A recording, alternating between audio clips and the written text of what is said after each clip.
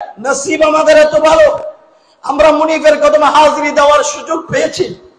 আমি দেখেছিলাম মুনিফের কদমে যদি গোলামের মতো গোলামি করা যায়, মুর্শিদের কদমে যদি নিজের গোলামিকে কবুল করা যায়, এটা আমার ভাই হাফেজ মোহাম্মদ আলী প্রমাণ করে দিয়েছেন। মুনিফের কদমে ওনার গোলামি এমন ভাবে কবুল হয়েছে, জীবনের শেষ বিদায়টা মুনিফের কদম থেকে বিদায় নিয়ে নামাজরত অবস্থায় মহান আল্লাহর দরবারের মধ্যে হাজিরি দিয়েছেন। সুবহানাল্লাহ। এটা একমাত্র ওনার আদব, ওনার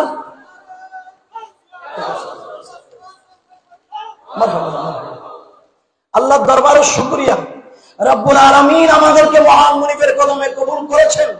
মহান মুনিফের বেলায়েতের হাতে হাত রেখে বায়াতে সুন্নাহ গ্রহণ করার সুযোগ দিয়েছেন।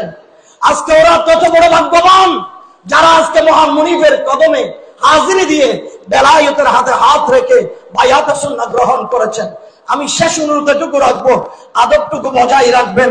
আপনার দুনিয়াবি ধন দৌলত যদি মুনিফের কদমে কুরবানি দিতে না পারেন, কারণ কুরবানি ছাড়া ত্যাগ ছাড়া আল্লাহর বন্ধু হওয়া যায় না। এজন্য আল্লাহ বলেন ইন্নাল্লাহ আশতারা মিনাল মুমিনিনা আনফুসাহুম ওয়া আমওয়ালাহুম বিআন্না লাহুমুল জান্নাহ। আল্লাহ নিশ্চয়ই ঈমানদারের কাছ থেকে ক্রয় করেন। আল্লাহ আপনি কি ক্রয় করেন? আনফুসাহুম, ঈমানদারের জান, ওয়া আমওয়ালাহুম, ঈমানদারের মাল।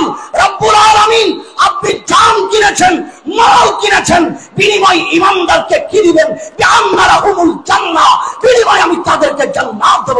সুবহানাল্লাহ। তাইলে কুরবানি ছাড়া আল্লাহর জান্নাতের মেহমান হওয়া যায় না। ত্যাগ ছাড়া গোলামিয়তে পৌঁছানো সম্ভব হয় না।